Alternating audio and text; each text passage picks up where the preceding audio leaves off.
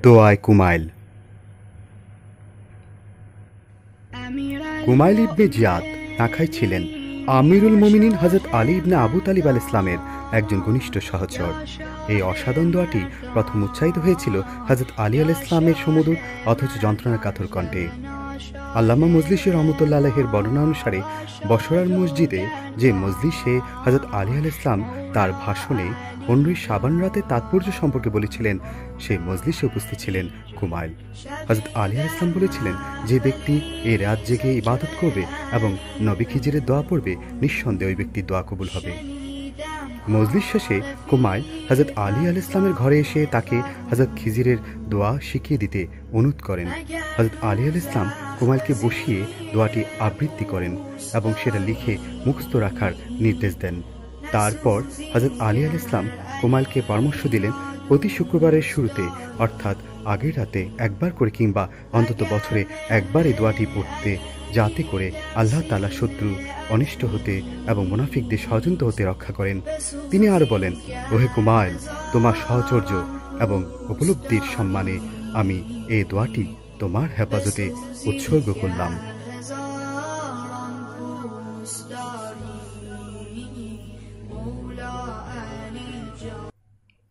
বিসমিল্লাহির রহমানির রহিম। আল্লাহুম্মা সাল্লি আলা মুহাম্মদ ওয়া আলে মুহাম্মদ। হে আল্লাহ, আমি তোমার কাছে আকুতি জানাই তোমার রহমতের উসিলায় যা সমস্ত কিছুকে পরিবৃত করে রেখেছ, এবং তোমার পরাক্রমের উসিলায় যা দিয়ে তুমি সমস্ত কিছুকে পদানত করো, এবং যার কাছে সমস্ত বস্তু অবনত হয় এবং ভক্তি ও আনুগত্য প্রদর্শন করে,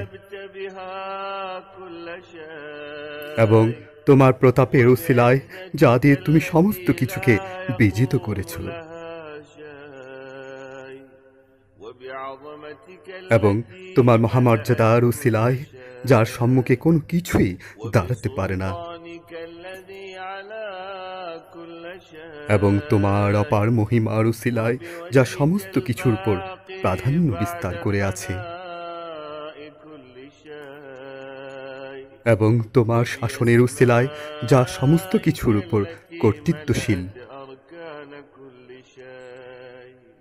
তোমার আপন সত্তার উসিলায় যা সমস্ত কিছু ধ্বংস হয়ে যাবার পর স্থায়ী থাকবে,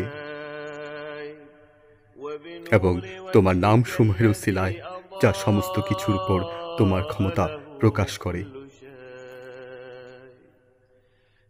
এবং তোমার মহাজ্ঞানের উসিলায় যা সৃষ্টি জগৎকে পরিবৃত করে রেখেছ,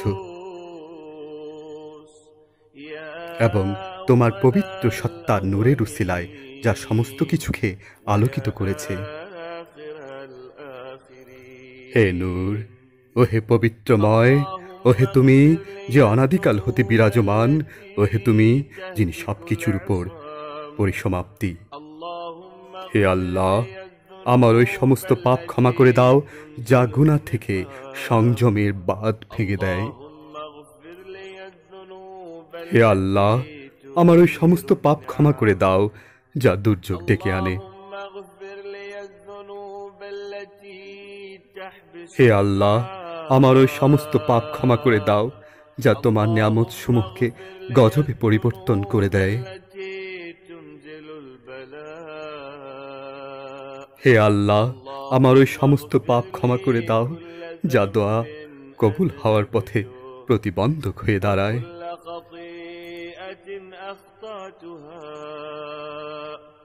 হে আল্লাহ, আমার ওই সমস্ত পাপ ক্ষমা করে দাও যা বিপদ বা কষ্ট ডেকে আনে। হে আল্লাহ, আমি যত গুনাহ করেছি সব ক্ষমা করে দাও। অনুরূপভাবে ভুলবশত করা সকল ত্রুটি ক্ষমা করে দাও। হে আল্লাহ, আমি তোমাকে স্মরণের জিকির মাধ্যমে তোমার নৈকট্য লাভের সাধনা করি। আমি তোমাকে তোমার কাছে শাফায়াতের জন্য উপস্থিত করছি, আর আমি তোমার অনুগ্রহ নিয়ে তোমার কাছেই প্রার্থনা করছি, আমাকে তোমার নৈকট্যে নিকটবর্তী করে নাও এবং তোমাকে কিভাবে কৃতজ্ঞতা জানাবো আমাকে শিখিয়ে দাও এবং তোমার প্রতি মনোযোগ ও স্মরণকে আমার অন্তরে উদ্ভাসিত করো। হে আল্লাহ, আমি তোমার কাছে নিবেদন জানাই পূর্ণ আনুগত্য, বিনয়বনত চিত্তে ও ভীত বিহ্বল অন্তরে, যেন আমার প্রতি তুমি ক্ষমাশীল ও দয়াদ্র হও এবং তোমার দেয়া বরাদ্দে আমাকে সন্তুষ্ট ও পরিতৃপ্ত রাখো এবং আমাকে যে কোনো পরিস্থিতিতে বিনম্র ও বিনয়ী রাখো। হে আল্লাহ, আমি তোমার কাছে প্রার্থনা জানাই এমন এক ব্যক্তির মতো যে চরম সংকটে নিপতিত হয়েছে এবং একমাত্র তোমার দরবারে তার যন্ত্রণা নিবারণের জন্য ভিক্ষা চাচ্ছে এবং তোমার কাছে যে অনন্তকালীন নিয়ামত আছে সে তার আশাকে বহুগুণে বর্ধিত করেছে। হে আল্লাহ, বিশাল তোমার সাম্রাজ্য এবং মহামান্বিত তোমার মর্যাদা, তোমার পরিকল্পনা, অস্তিত্ব জগতে তোমার ক্ষমতা স্পষ্ট, তোমার ক্রোধ সবকিছুর উপর বিজয়ী, তোমার কর্তৃত্ব সর্বব্যাপী এবং তোমার সাম্রাজ্য থেকে পালায়ন করা অসম্ভব। হে আল্লাহ, তুমি ছাড়া আমার পাপ ক্ষমা করার কিংবা আমার ঘৃণ্য কাজগুলো গোপন করে রাখার আর কেউ নেই এবং আমার মন্দ কর্মগুলোকে সদ্গুণে রূপান্তরিত করার জন্যেও তুমি ছাড়া আমার আর কেউ নেই। তুমি ছাড়া আর কোনো উপাস্য নেই। তুমি অতিশয় পবিত্র এবং প্রশংসিত। আমি আমার নিজের উপর জুলুম করেছি এবং আমার এই ধৃষ্টতা জন্মেছে আমার অজ্ঞতার কারণে। এই ক্ষেত্রে আমি নির্ভর করেছিলাম আমার প্রতি তোমার অতীত দয়া এবং তোমার অনুগ্রহের উপর। হে আল্লাহ, আমার কত জঘন্য পাপকে তুমি লুকিয়ে রেখেছ এবং আমার কত না কঠিন বিপদকে তুমি সহনই করে দিয়েছ। কতই না বিচ্যুতি থেকে আমাকে তুমি রক্ষা করেছ এবং কত নোংরা কাজ থেকে আমাকে দূরে রেখেছ এবং আমার অসংখ্য সুন্দর প্রশংসা তুমি চতুর্দিকে ছড়িয়েছ, যার উপযুক্ত আমি ছিলাম না। হে আল্লাহ, আমার দুর্দশা অসহনীয় এবং অপরিমেয়, অপরাধ প্রবণতা তীব্র, অথচ সৎকর্ম নগণ্য এবং পার্থী পাশক্তি শিকল আমাকে ধরাশয়ী করে রেখেছে, আর মিথ্যা আশার মরিচিকা আমাকে আমার কল্যাণ থেকে দূরে রেখেছে এবং দুনিয়া তার মোহমায়া আমাকে ধোঁকা দিয়েছে এবং আমার আপন সত্তা পরিণত হয়েছে বিশ্বাসঘাতকতা ও ছলনার প্রবণতার শিকারে। ও হে আমার প্রভু, আর তাই তো তোমার মহত্বের নামে আমি আকুল মিনতি জানাই। আমার পাপ ও অপকর্মগুলো যেন আমার দয়াকে তোমার দুয়ারে পৌঁছাতে বাধাগ্রস্ত না করে। তুমি কিছুতেই তোমার জানা আমার গোপন বিষয়গুলো প্রকাশ করে দিয়ে আমাকে অপমানিত করো না এবং সেই সব গোপন অপকর্মের কারণে আমার শাস্তি ত্বরান্বিত করো না এবং আমার ওই সব অপরাধ, পাপাচার, মহা অন্যায় ও অজ্ঞতাবশত কর্মসমূহ এবং আমার লালসা ও গাফলতি মাত্রা অতিরিক্ত বৃদ্ধি পেয়েছে। হে আল্লাহ, আমি তোমার মহত্বের উসিলায় তোমার কাছে নিবেদন জানাই সর্ব অবস্থায় আমার প্রতি করুণা হতে এবং প্রতিটি বিষয়ে আমার প্রতি সদদৃষ্টি দিতে। ও হে আমার প্রভু, ও হে আমার প্রতিপালক, তুমি ছাড়া আর আমার কে আছে যার কাছে আমি বিপদ মুক্তির আবেদন করতে কিংবা আমার সমস্যা অনুধাবনে প্রার্থনা জানাতে পারি? ও হে আমার উপাস্য, ও হে আমার অভিভাবক, তুমি আমার জীবনে চলার জন্য বিধান নির্ধারণ করে দিয়েছ, কিন্তু তার পরিবর্তে আমি আমার হীন কামনার দাসত্ব করেছি এবং এই ক্ষেত্রে আমি শত্রুর পরাচনার বিরুদ্ধে সতর্ক থাকিনি। সে আমাকে নিরর্থক আশার মায়াজালে বেঁধে নিয়েছে, যা আমাকে টেনে নিয়েছে অধপাতে, এবং এই কর্মের নিয়তি তাকে সহায়তা দিয়েছে। এইভাবে আমি তোমার দেয়া ওই বিধানসমূহ কিছু কিছু বিষয় সীমালঙ্ঘন করেছি এবং তোমার কিছু আদেশ অমান্য করেছি। অতএব ওই সমস্ত বিষয়ে আমার বিরুদ্ধে তোমার যথার্থ অভিযোগ রয়েছে এবং আমার প্রতি তোমার রায়ের বিরুদ্ধে কোনো অজুহাত আমার নেই। তাই আমি যথার্থভাবে তোমার বিচারে যোগ্য হয়েছি এবং শাস্তির উপযুক্ততা অর্জন করেছি। এখন আমি অপরাধী হওয়ার পর তোমার দরবারে এসেছি। ও হে আমার প্রভু, আমি আমার নফসের উপর বাড়াবাড়ি করেছি। এমত অবস্থায় ক্ষমা প্রার্থী, অনুতপ্ত হয়ে ভগ্ন হৃদয় নত হয়ে তোমার কাছে ক্ষমা ভিক্ষা চাচ্ছি। তোমার কাছে প্রত্যাবর্তন করছি নত শিরে অপরাধ স্বীকার করে। কেননা আমার কৃতকর্মের প্রতিফল ভোগ হতে মুক্তির কোনো উপায় আমি দেখছি না এবং কোনো আশ্রয়স্থলও দেখছি না। যেখানে আশ্রয় নেব, যদি তুমি আমাকে ক্ষমা না করো এবং তোমার অনন্ত করুণার রাজ্যে প্রবেশের অনুমতি ব্যতিরেকে আমাকে কোনো পথই নেই। হে আল্লাহ, আমার তওবা কবুল করো এবং আমার তীব্র যাতনার উপর দয়াদ্র হও এবং আমাকে আমার পাপ কাজের ভার শৃঙ্খল থেকে মুক্ত করো। ও হে পালনকর্তা, আমার দুর্বল শৈলীর উপর দয়াদ্র হও এবং আমার কোমল ত্বক ভঙ্গুর হাড়গুলোর উপর করুণা করো।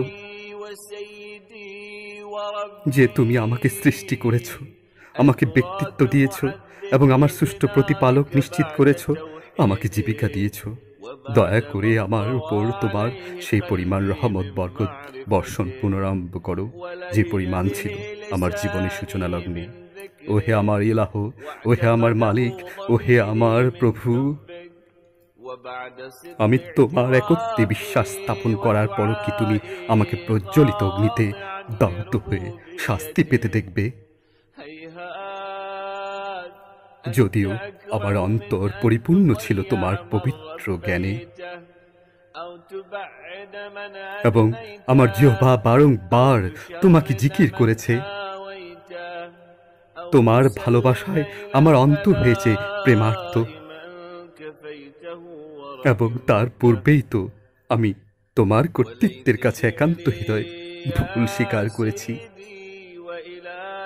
এবং বিনয়ের সাথে আকুল হৃদয়ে তোমাকে প্রতিপালক স্বীকার করেছি। যাকে তুমি নিজেই লালন পালন করেছ, তাকে ধ্বংস করা থেকে তুমি তো অনেক মহান। কিংবা যাকে তুমি নিজেই রক্ষণাবেক্ষণ করেছ, তাকে তোমার থেকে দূরে তাড়িয়ে দেয়া থেকে তুমি অনেক মহান। কিংবা যাকে তুমি আদর যত্ন করেছ এবং যার প্রতি তুমি দয়াদ্র থেকেছ, তাকে যন্ত্রণার মাঝে ত্যাগ করে ফেলে রাখার মতো তুমি নাও। ও হে আমার মালিক, আমার ইলাহ, আমার প্রভু, যদি জানতাম যে তুমি কি ওই সব মুখকে অগ্নিতে প্রজ্বলিত করবে, যে সব মুখ তোমার মুহূর্তের সম্মুখে সিজদাবনত হয়েছে, কিংবা ওই সব জিহ্বাকে যেগুলো একনিষ্ঠভাবে তোমার একত্ব ঘোষণা করেছে এবং সব সময় তোমার প্রতি কৃতজ্ঞতা জ্ঞাপন করেছে, অথবা ওই সব হৃদয়কে দগ্ধ বিদগ্ধ করবে যেগুলো দৃঢ়তার সঙ্গে তোমার প্রভুত্বকে মেনে নিয়েছে, কিংবা ওই অন্তরসমূহ আগুনে ফেলবে যেগুলো জ্ঞান ও পরিচিতির কারণে তোমার প্রতি অনুগত হয়েছে, কিংবা ওই সব অঙ্গ প্রত্যঙ্গে প্রজ্বলিত করবে যেগুলো তোমার ইবাদতের স্থানগুলোতে সপ্রন্ত হয়ে আনুগত্যের জন্য যেত এবং তোমার প্রতি আস্থা রেখে তোমার ক্ষমা ভিক্ষা পাবার কঠোর প্রয়াস চালিয়েছে। এসবের কোনো কিছুই তোমার কাছ থেকে আশা করা যায় না, কেননা তোমার থেকে এমন কোনো বৈশিষ্ট্য আমরা দেখিনি। ওহে দয়াবান, ওহে প্রতিপালক, তুমি তো জানো যে এই দুর্বলের জন্য এই দুনিয়া সামান্য কষ্ট ও শাস্তি কত অসহনীয়, আর সেখানে যা ঘটবে কি ভয়ানক অবস্থা হবে তার অধিবাসীদের উপর।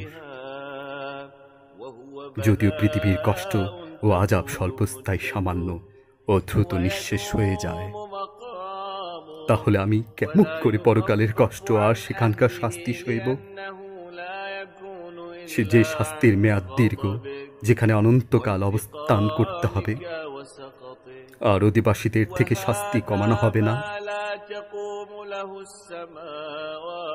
কেননা এই শাস্তি একমাত্র তোমার ক্রোধ ও প্রতিশোধের পরিণতি, যা আসমান ও জমিন সহ্য করতে অক্ষম।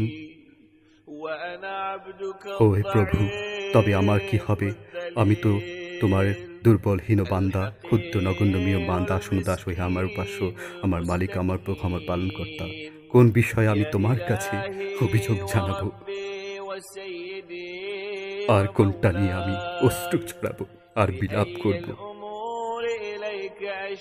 শাস্তির যাতনা তার তীব্রতার জন্য নাকি শাস্তির মেয়াদের দীর্ঘতার জন্যে?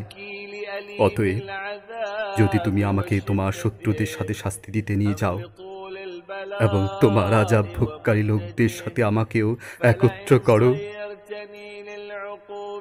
আর তোমার প্রেমিক ও অলি আউলিয়াদের কাছ থেকে আমাকে পৃথক করে নাও, ওহে আমার উপাস্য, ওহে আমার মালিক, ওহে আমার অভিভাবক, ওহে প্রতিপালক, আমার উপর দয়া করো। আমি তোমার এই শাস্তি সয়ে নিতে পারবো, কিন্তু তোমার থেকে এই বিচ্ছিন্নতা আমি কিভাবে সহ্য করব? কিংবা ধরা যাক আমি তোমার আগুনের প্রজ্বলন সইতে পারলাম, কিন্তু কেমন করে আমি তোমার ক্ষমা দয়ার বঞ্চনা সয়ে নেব? কেমন করে আমি আগুনের মাঝে বসবাস করব, অথচ তোমার ক্ষমার উপর ভরসা করে আমি আশায় বুক বেঁধেছি? ওহে আমার প্রভু, আমার অভিভাবক, তোমার মহামর্যাদার শপথ, আমি বিশ্বস্ত অন্তরে শপথ করে বলছি, তুমি যদি দোজখের আগুনের মধ্যেও আমার বাকশক্তি রক্ষা করো, তাহলেও আমি সেখান থেকে একজন দৃঢ় আশাবাদীর মতো আশা নিয়ে তোমার কাছে কাতর আকুতি জানাতে থাকব। আমি তোমার কাছে একজন সহায়হীনের মতো সাহায্য প্রার্থনা করব, একজন নিঃস্ব ব্যক্তির মতো আমি তোমার কাছে আকুল হয়ে কাঁদব, আর তোমাকে ডাক ছেড়ে বলবো, ওহে মুমিনদের অভিভাবক, তুমি কোথায়? ওহে সাধকদের সাধনার চূড়ান্ত লক্ষ্য, ওহে সাহায্য প্রার্থীদের সাহায্যকারী, ওহে সত্য প্রতীকদের প্রাণপ্রিয় প্রেমিক, ওহে জগৎসমূহের প্রভু, কোথায় তুমি? ওহে খোদা, তুমি সমস্ত কিছু থেকে অতিশয় পবিত্র, আর সকল প্রশংসা একমাত্র তোমারই। তুমি কি একবারও ফিরে দেখবে না যে একজন আত্মসমর্পণকারী দাস ও তার অবাধ্যতার কারণে দোজখের আগুনে বন্দী এবং অন্যায় আচরণের কারণে শাস্তি ভোগ করছে, আর পাপ ও অপরাধের কারণে সে জাহান্নামের বিভিন্ন স্তরের মধ্যে বন্দী হয়ে আছে? তোমার দয়ার উপর দৃঢ় আস্থা নিয়ে তোমার প্রতিশ্রুতি আবেদন জানাচ্ছে, তোমার তাওহীদে দৃঢ় বিশ্বাসী ব্যক্তির মতো তোমাকে ডাকছে, এবং তোমার প্রভুত্বের প্রতি ভরসা করে তোমার প্রতি চেয়ে আছে। ওহে আমার অধিকর্তা, তোমার অতীত ক্ষমা, অনুকম্পা ও রহমতের উপর পূর্ণ ভরসা রাখার পরও কেমন করে সে বান্দা কঠিন আযাবের মাঝে নিমজ্জিত থাকবে, কিংবা কেমন করে দোজখের আগুন তাকে কষ্ট দেবে, অথচ সে তোমার মহত্ব দয়ার প্রতি বুক বেঁধে আছে? কিংবা কেমন করে দোজখের আগুনের লেলিহান শিখায় সে প্রজ্বলিত হবে, অথচ তুমি তার আর্তনাদ শুনতে পাবে এবং আগুনের মধ্যে তাকে দেখতে পাবে? তাহলে কিভাবে আগুনের শিখা তাকে গ্রাস করে নেবে?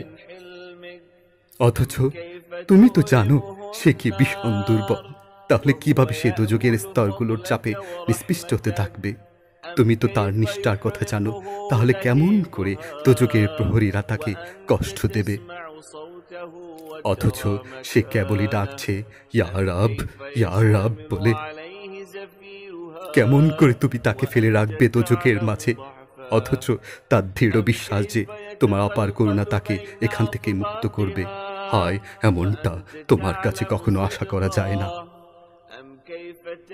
তোমার করুণার রূপ এমন নয়,